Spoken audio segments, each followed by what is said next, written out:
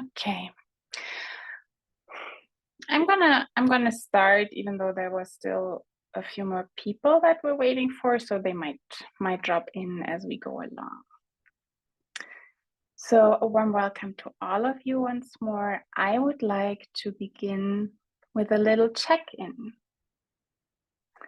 meaning that I invite you to sit down, find a comfortable position if you haven't done so yet. And then just take a moment and push the pause button.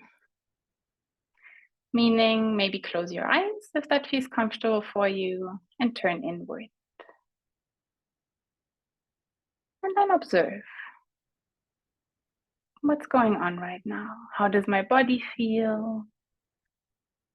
What am I noticing on that level? Any sensations? What's my mind doing? Are there any thoughts right now? Maybe you notice your breathing.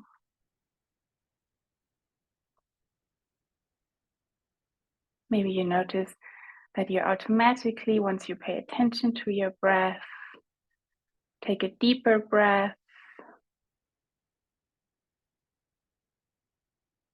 What are some of the emotions that are here right now? And what if nothing changes?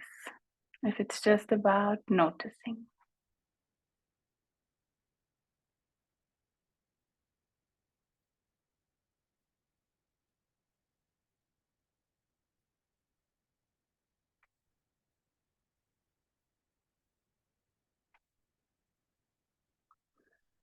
Okay, then take one more conscious breath into all of that. See if you want to stretch, or maybe move your head a little bit. And that is my general invitation for today. Feel free to do whatever your body calls you to do. If you want to get up at any point, check it out. If you want to stretch, if there's anything else that you need, please just feel free to take care of it at any moment, at any point.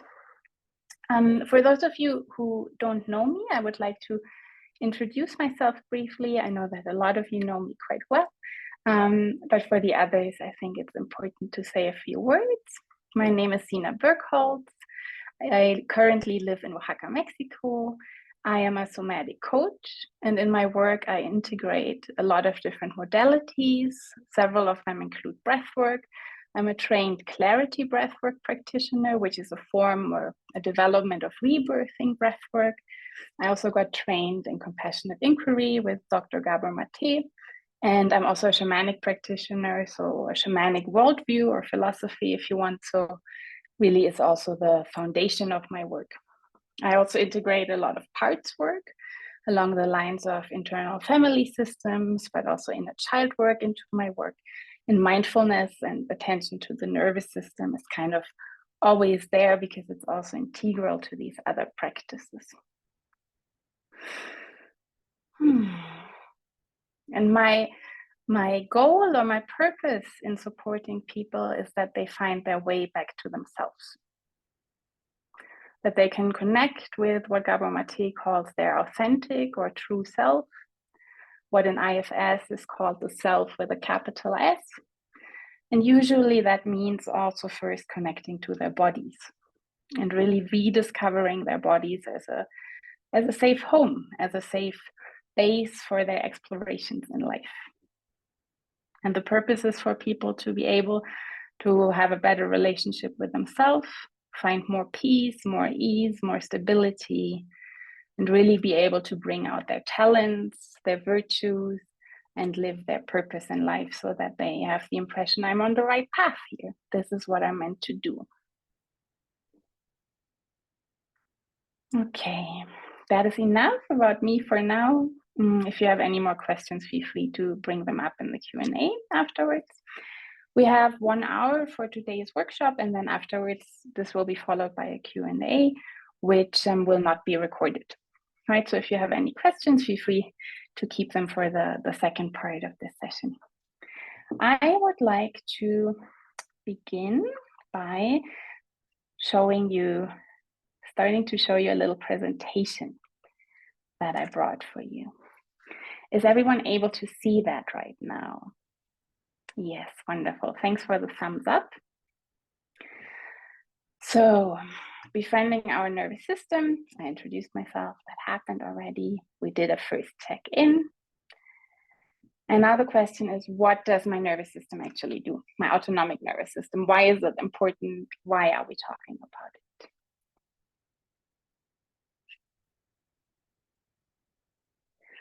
it? Bernd is asking me why we don't speak in German.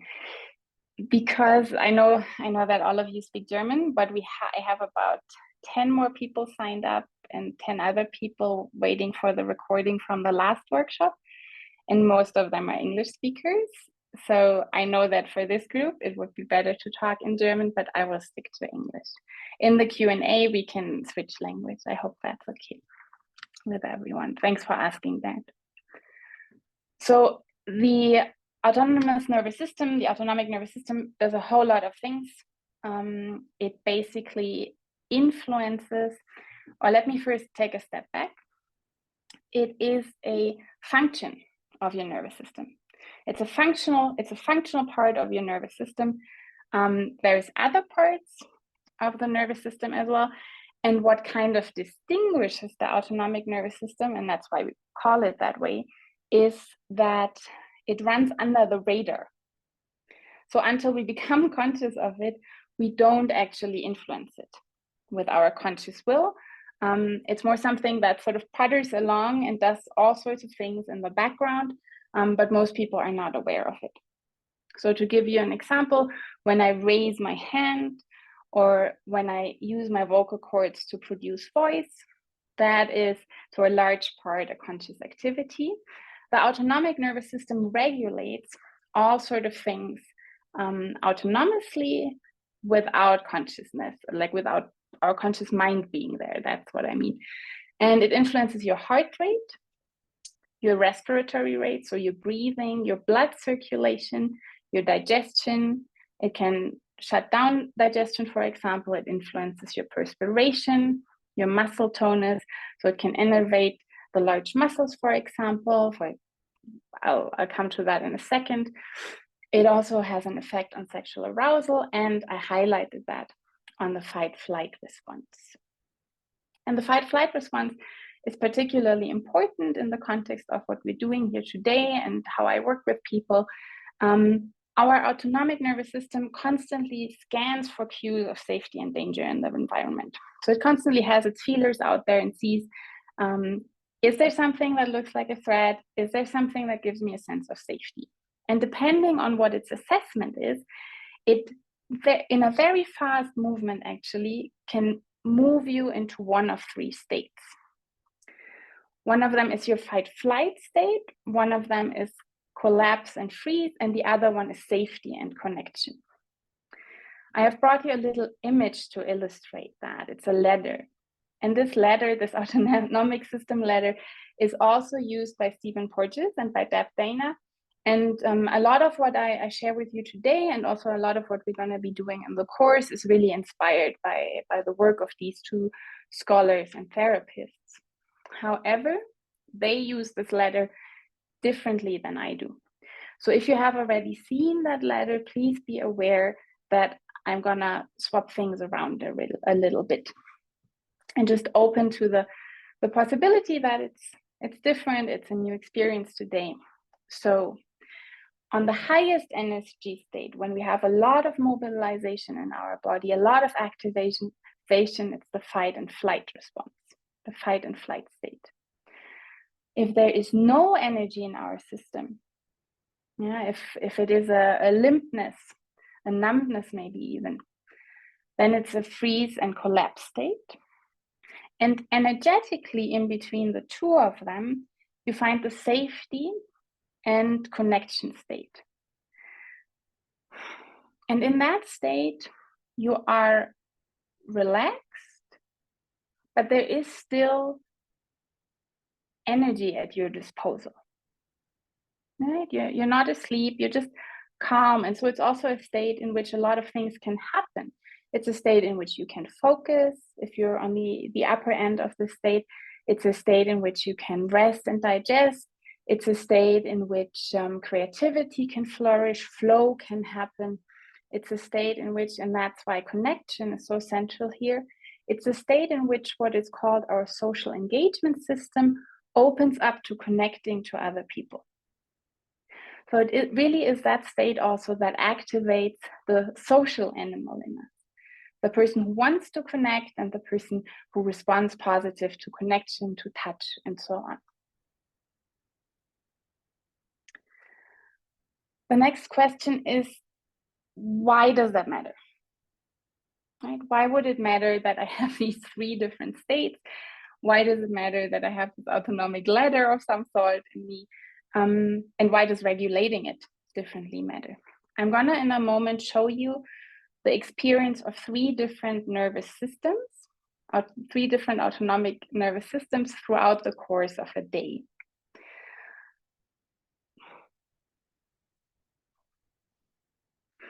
Before I say that, I want to go back to the states actually, that I can show this to you already here. Give me a second. So we're now going back to the analog world where we have paper and color. I hope you can see that here there are 3 different colors. At the bottom is blue, in the middle green, and on the top is red. And I also wrote down what these states are officially called. So dorsal vagal is the blue state where all the energy disappears. Ventral vagal is the connected, safe state. And sympathetic is the red state where it's alert, danger, we need to run away. And what happens actually is that in the case of a danger being identified, our system moves through these different states. So let's assume we were in a safe state first. Our autonomic nervous system detects a danger and then quickly bypassing our neofrontal cortex, it goes into fight-flight response, into a sympathetic activation. What happens in that state, amongst other things, is that your heart rate speeds up and that your large muscles become activated, the muscles of the legs, but also the muscles of the shoulders, the upper arms, the neck. So you can maybe imagine that if you constantly are in an activated state, these muscles might get tense. That's something typically we see with people who spend a lot of time in this state. If your autonomic nervous system detects that the danger is still present, but I cannot fight it or I can't run away, then it moves into a freeze state and ultimately a collapse. It's a way of pretending that you're dead in a way. And so all energy disappears. It also goes along with dissociation, with a flooding of certain hormones in your body so that you don't feel pain. These are just some of the things that happen in these states. If you're curious what exactly happens in these, we'll do a little bit more later, and also the course is a perfect place to explore that. So why does it matter? And why does regulation matter? Let me show you one autonomic nervous system as it moves through a day, a normal day, a Monday in April. Let's say last Monday. This was last Monday for autonomic nervous system number 1. So they started somewhere here in the middle, and then they become a little bit less activated. There's a little bit less energy available. They're very calm, very relaxed, very chill, almost falling asleep again. And then there's a little bit more activation. Maybe here they even feel a little bit angry or a little bit tense. And then they continue throughout the course of the day. And it almost is like their nervous system automatically pendulates back and forth between more activated and less activated states. But for most of the time, it stays within this green zone. Okay. This is nervous system number 2 on this Monday, last Monday. And you already see that there's much more up and down. So it starts at approximately the same place, and throughout the day, it becomes early on quite activated. It's already quite present in the flight and flight response, maybe because it drives to work and someone cuts them off, who knows. And then this nervous system gets more activated here. And then there's a phase when it has very little energy, it's very much in collapse, and it ends the day on high activation. And I just want you to just a moment to reflect on what might a day look like. Like, what might a day feel like for these two different people? How might their lives look differently?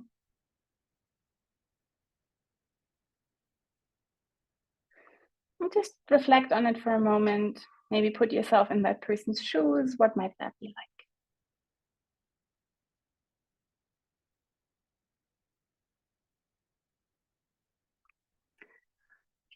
So my understanding, my assumption was that that person here feels a lot of strong emotions. It really is like a roller coaster throughout the day. And things are easily very upsetting, and that can go in both directions. It can feel like fear or aggression, anger, but it can also feel like sadness, despair. And within just a normal Monday, they move through all of these phases. Okay. While for this person, yes, there is emotions, there's up and downs, but it all stays a little bit more even keeled, a little bit more balanced. And another important difference is that this person feels out of control. When we are here and when we are here, we feel out of control. We don't have a sense of, oh, I have agency, I can make decisions, I can handle what's happening. While as long as we are in this area, we tend to have a sense of, I can handle this, it might not be perfect, this might be troubling, but we still see options and we still feel capable of dealing with it. I have brought you the graph of the nervous systems of two more people, and I put them in one so you can have the comparison. And that is to show you that there are some people who tend to always be on the more activated side. So they always feel a lot of energy, a lot of pressure. They may be very active, they may be very successful, they're doing a lot of things, they're sleeping very little. This is actually quite a typical mode that people are in our societies. And this, for example, could be the curve of someone who experiences constant exhaustion, depression, fatigue, something like that. So it might be that so it is the case that the individual movement within a day, the fluctuation is not as high, but they tend to only live within one spectrum of the nervous system states. And for some of you, it might immediately be evident how that relates to a lot of phenomena, symptoms that people are suffering from, both stress and exhaustion.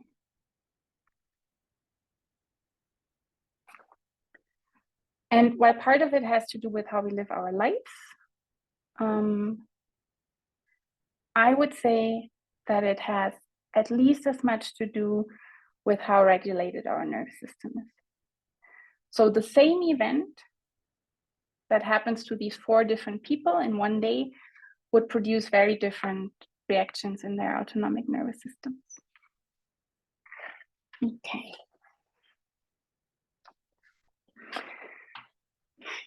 I'd like to invite you to do a second check-in now,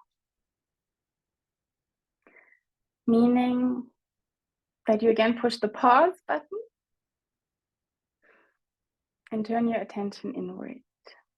Whatever that means for you. It might mean closing your eyes, it might mean keeping them open and sensing. How does your body feel right now? What do I notice?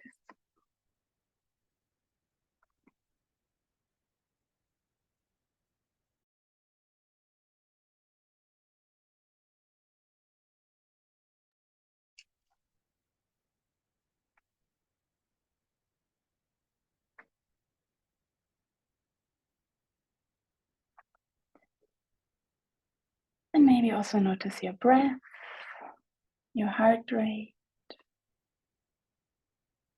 some emotions that might be there, some thoughts.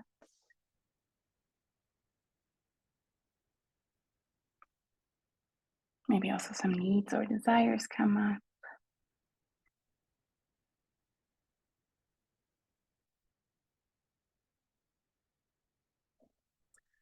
And then take a conscious breath to wrap up this check-in for you before coming back to the screen.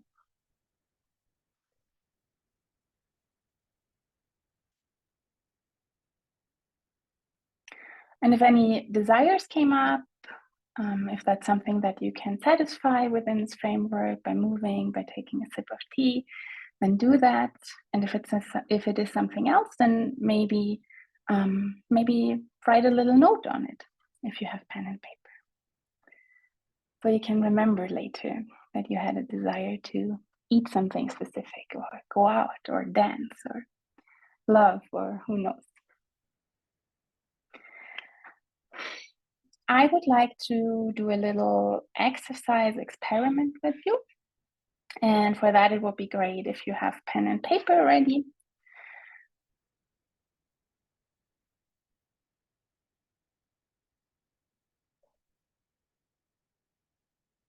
Yeah, I'm giving those who still need a moment to organize that a chance to do that.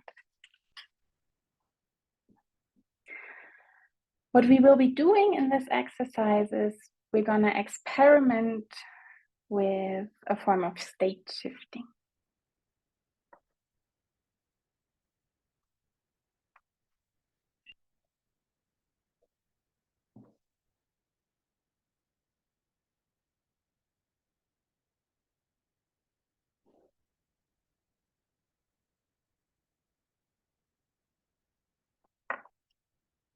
Okay.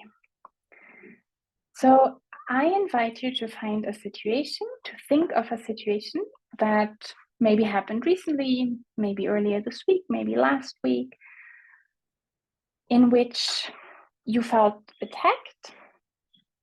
You had the impression that someone was stepping over a boundary with you.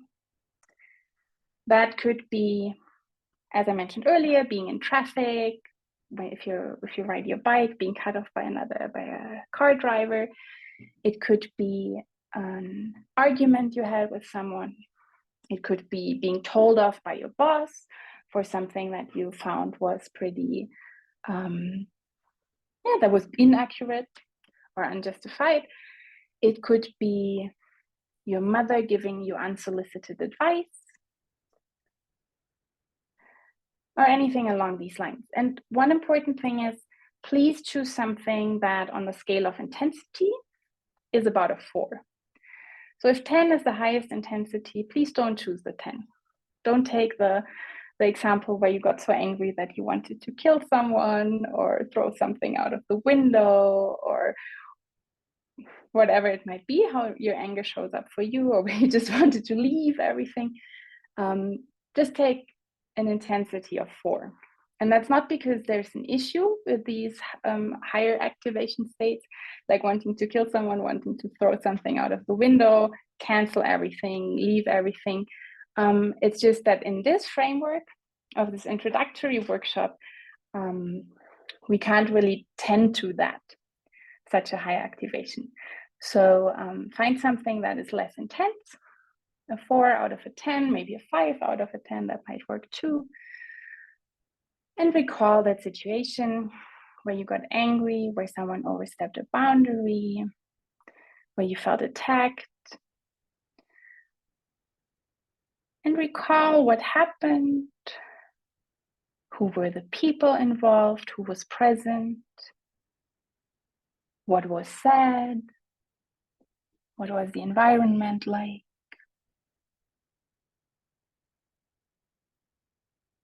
And what did you experience in that moment?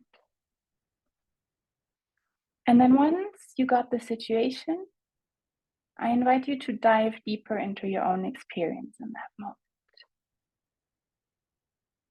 In that situation, what happens? What happens in your body? What are some of the feelings that come up? What are some of the thoughts that come up?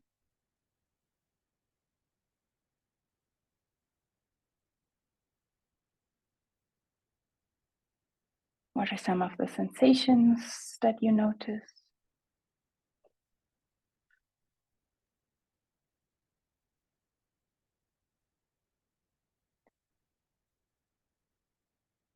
And then once you've found a few things that happened for you in that moment, in that situation, I invite you to write them down.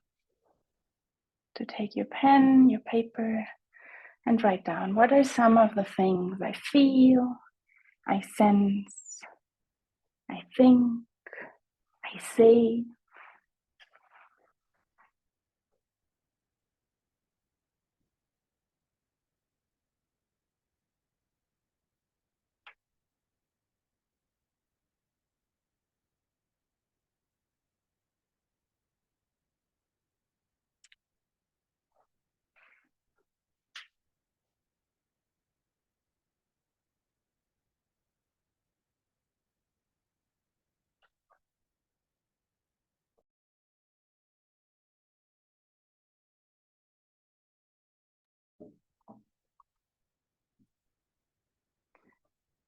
And maybe also notice, what do you think about yourself in that situation? I am,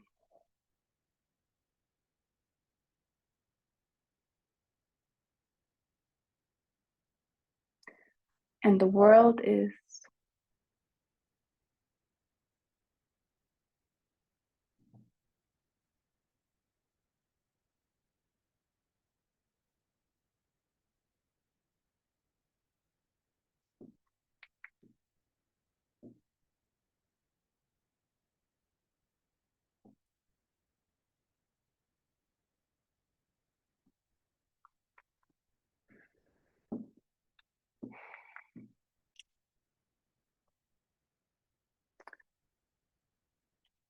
and for the moment, it's also okay if your account is not entirely complete.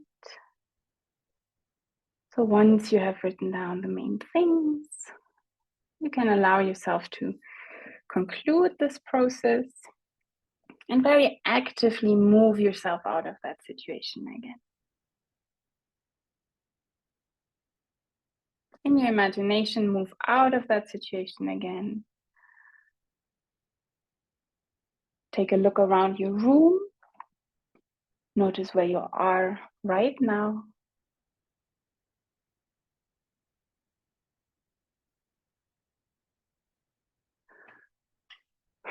Maybe activate your body a little bit.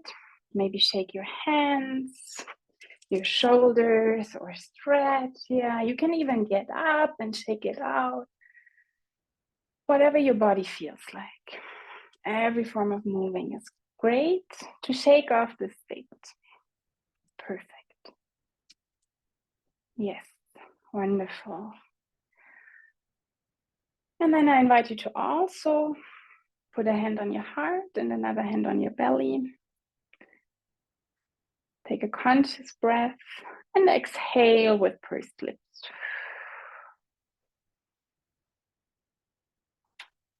And exhale very long. And do that 2 more times.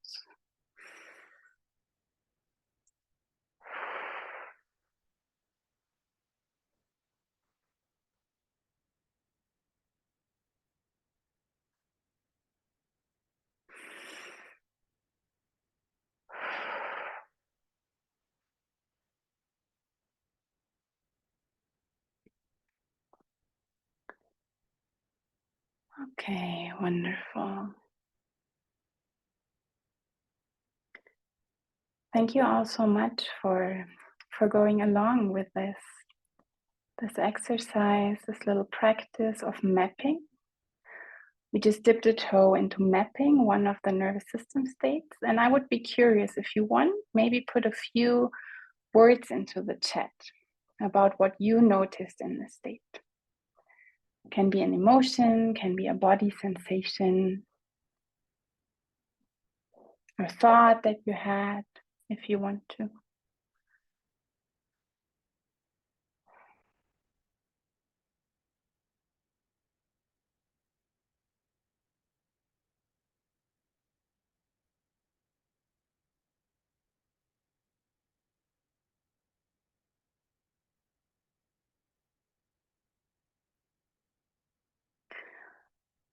And maybe while you see if there's anything you wanna put down in the chat, I just share with you that one of the purposes of this exercise is, to understand your own nervous system better, to establish a connection with it, to map that particular state. We only did it very briefly now in the course. We're gonna do all of the 3 states plus a few extra things, like the things that move you from one state to the other. So we're gonna be mapping all of that, and we're gonna be mapping each of them in more depth than we did now. And one of the purposes is that you know your way around. You get to know your own nervous system and learn to navigate it better. And another purpose of that exercise is to notice how much a shift of nervous system state influences your perception. It shapes your view on yourself and on the world. That's something that for right now, you just have to believe me. If you experiment more with it, you're gonna see that, that one can actually track that shift in perception, that shift in how we view the world. Okay, someone wrote activation, a lot of energy in the body, yes. The thoughts were narrowing, there were no options. Feeling stuck, mildly powerless, and mildly overwhelmed. Very interesting. It might happen, but that is something that would need to explore in more detail. But what can happen is that we move very fast from a state of activation into a state of helplessness. So something like feeling powerless, that's very typical for the dorsal vagal state. And depending on what pattern our nervous system has, like with which patterns it has grown up, which patterns have become established, people move differently between these states. So there's people who feel uncomfortable, whose nervous systems feel uncomfortable with anger, for example, and quickly move into collapse or freeze. So when anger as an emotion, for example, was not tolerated or dangerous when growing up, there might be a tendency to avoid that state and quickly move into a state that is rather marked by helplessness, sadness, and so on. And there's other people who have the opposite mechanism, whose nervous systems feel very uncomfortable when they approach this state. And so they tend to always quickly go to anger and high activation.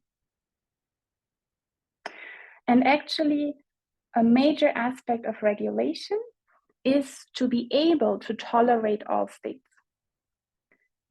so that we can experience anger, we can experience sadness and helplessness without having to counter-react. Okay, so thank you so much for that contribution. I would like to experiment a little bit more with you.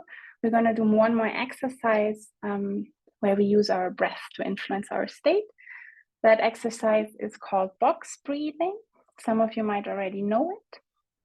It's very simple, and we're only going to do a quick teaser taster here. It's called box breathing because it has the shape of a box. So our inhale, holding, exhale, holding, all have the same length. And here for now, we're going to do it on 4. So we're going to inhale on a count of 4, hold it for a count of 4, exhale for a count of 4, and then hold it for a count of 4. And we're going to do that 5 times.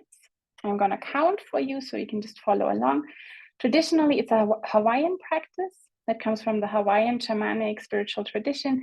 There it is 7, right? So you breathe the box on 7 and you do it 7 times, but that can be quite challenging. If 4 is very long for you, feel free to move to 3 or even 2, as long as you maintain the box shape. Okay. And then afterwards, we're going to see how we feel. So I invite you to take an inhale first and a normal exhale, and do that a second time.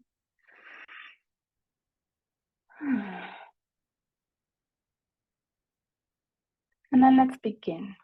Inhale, 2, 3, 4, and hold, 2, 3, 4, and exhale, 2, 3, 4, and hold, 2, 3, 4, and inhale, 2, 3, 4, and hold, 2, 3, 4, and exhale, 2, 3, 4, and hold, 2, 3, 4, and inhale, 2, 3, 4, and hold, 2, 3, 4, and exhale, 2, 3, 4, and hold, 2, 3, 4, and then inhale, 2, 3, 4, and hold, 2, 3, 4, and exhale, 2, 3, 4, and hold, 2, 3, 4, and inhale one more time, 2, 3, 4, and then hold, 2, 3, 4, and then exhale, 2, 3,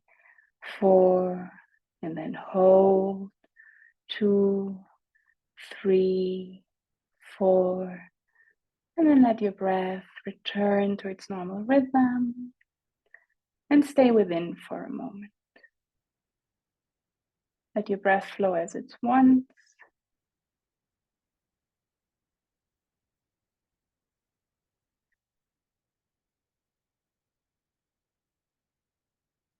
And see, what is it like right now? How do I feel? What do I notice in my body? My emotions, my thoughts. Basically do another check-in in this state and notice.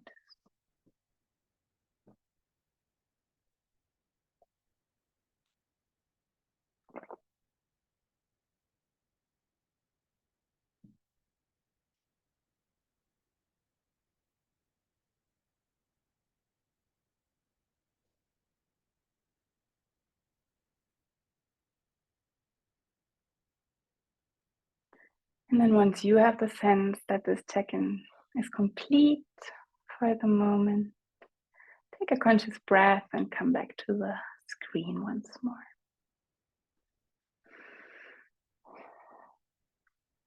And if you want, I would be curious how this affected your state, how this breathing exercise made you feel, what you noticed now. So if you want to put that in the chat, I appreciate it very much.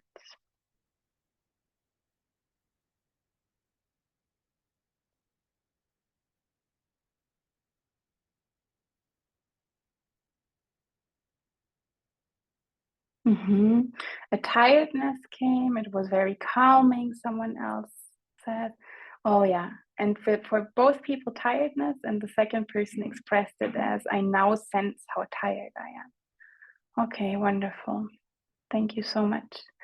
Box breathing is an exercise that can take you, that wherever you are, it's going to take you more towards the middle.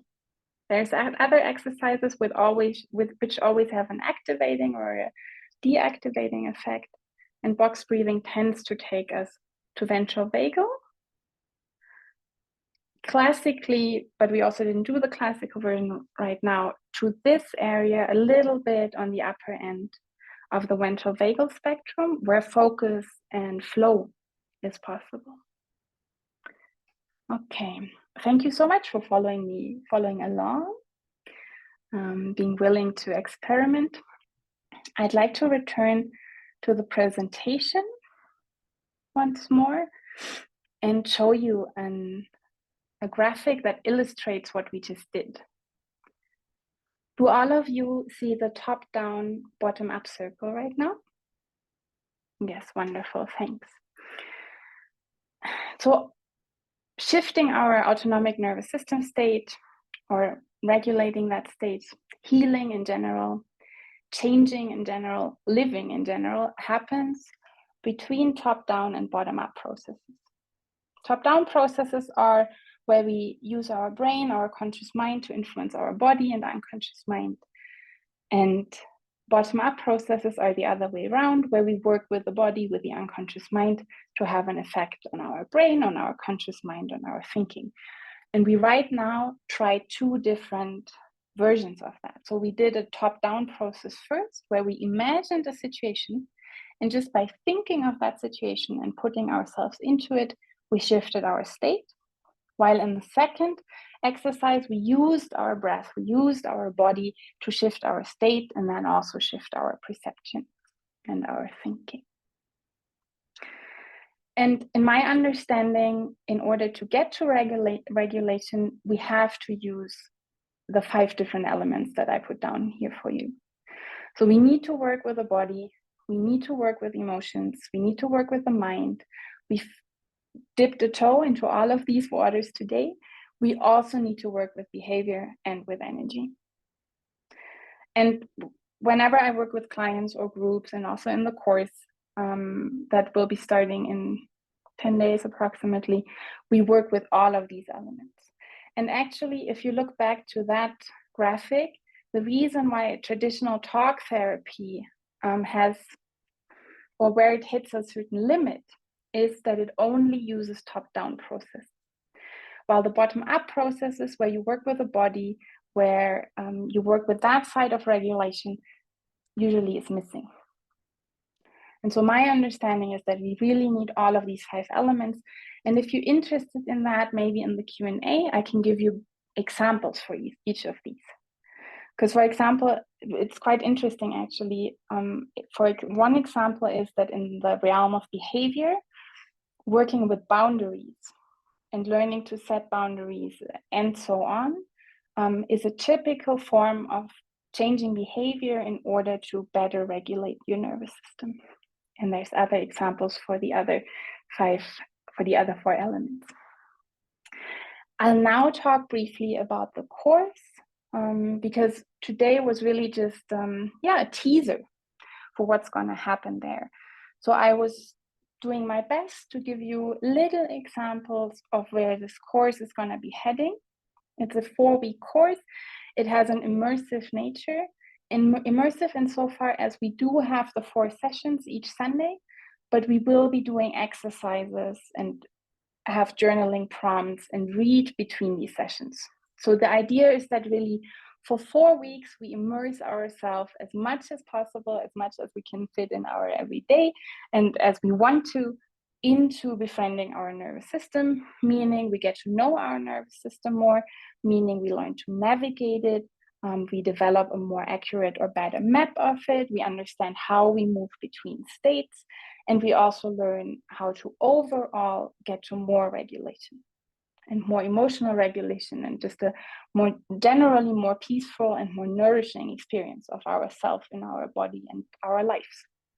So in the first week, we lay the foundations for that. That session is really about creating safety in the group, arriving as a group. I'm going to share some knowledge, some principles with you with which we work, and then we'll do the first explorations. And explorations means really a chance for each individual to meet and experience and feel into and sense their nervous system and work with it. In the second week, exploring the terrain, we're going to do the mapping exercises that I already spoke about.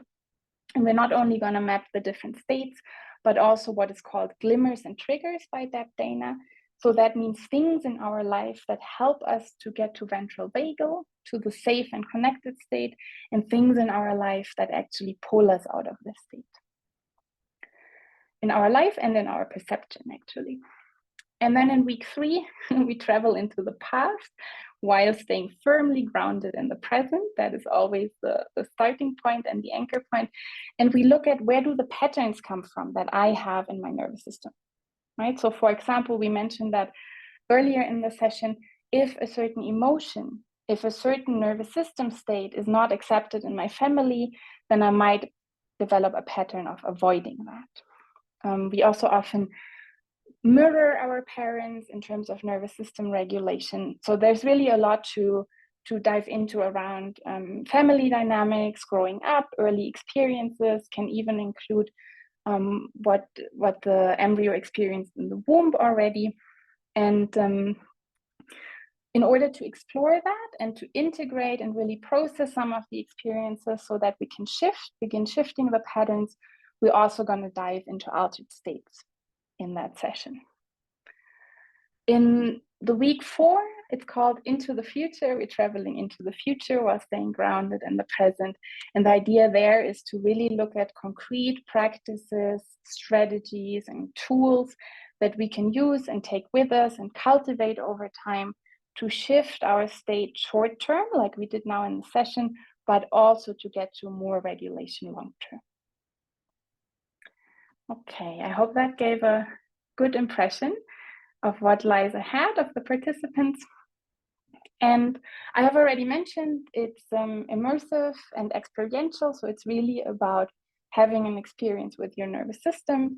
The readings are meant to support that, the journaling prompts are meant to support that, as well as the at-home practice.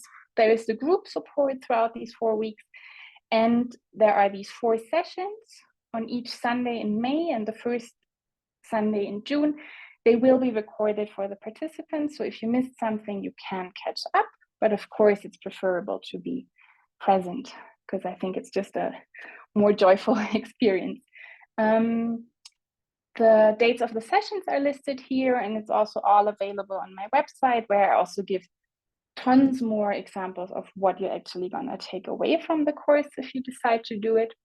And then if you sign up by tomorrow, let's say tomorrow, 12 p.m., midnight, whatever time zone you're in, then you also get access to a bonus session where I'll be talking about and working with you on parts work and healing the nervous system, on how that is related. I have a slide with 9 major takeaways as well. And we have 7 minutes left. Okay, so let's take a break, a 1-minute break to check in, take a breath. I'm gonna have a sip of water, and then I will regale you with my 9 major takeaways before we close this part of our session, before we close the workshop part and move into Q&A.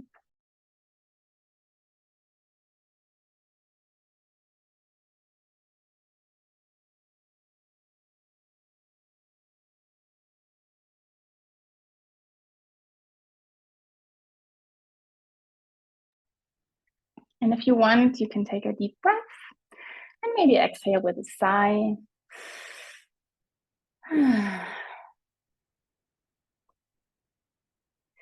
In the breathwork world, that is sometimes called the Dan Brule sign.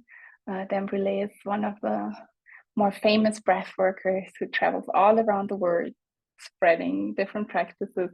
And that's one thing that he loves to start with. The inhale and then a loud exhale, sigh, to let something go. So feel free to do that as often as you want in the workshop and in your life. It is very helpful.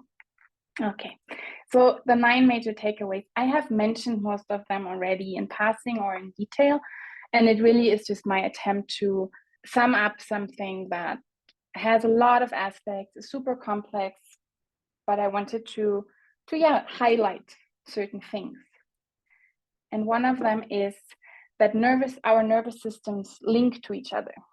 So actually my nervous system links to the nervous system of you all and yours with each other.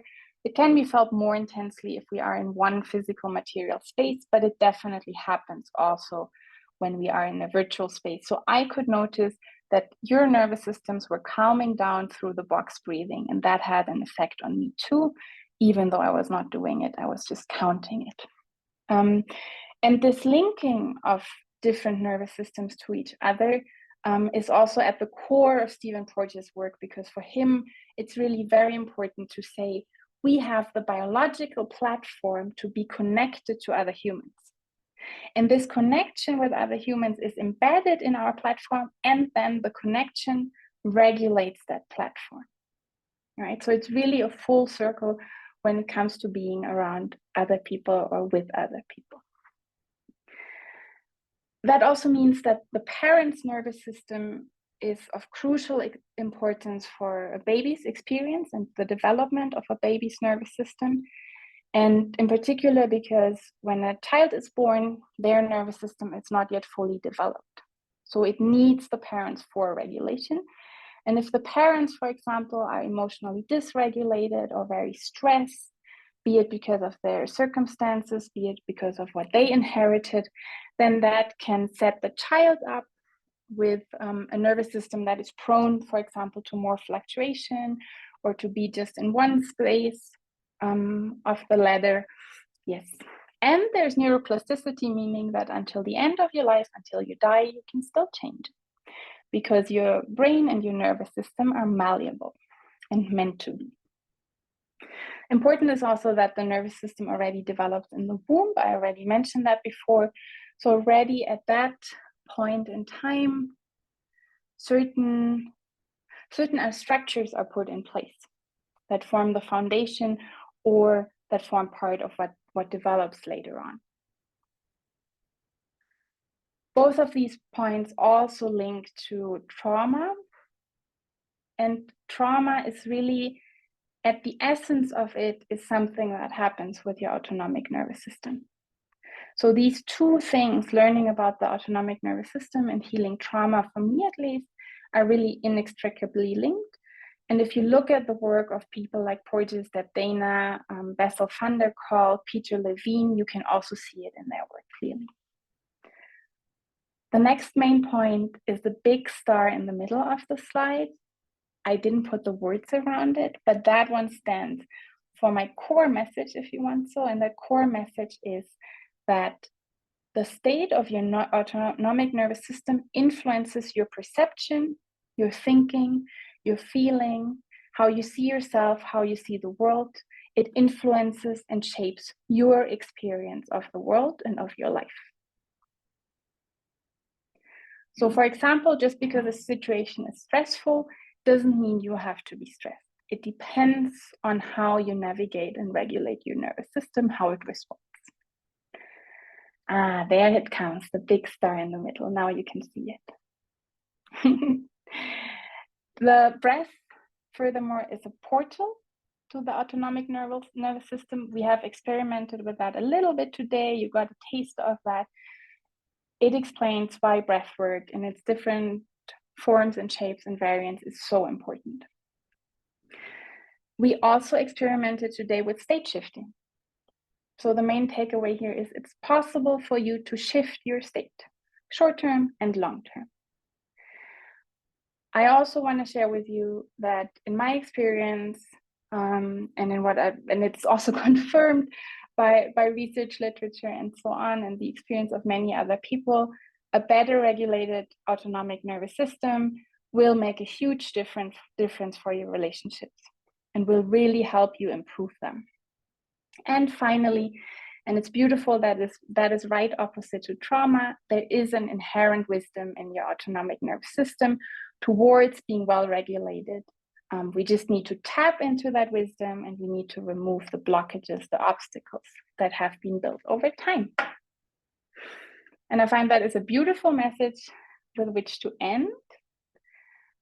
So I thank you very much for your attention. It was really lovely to have you here.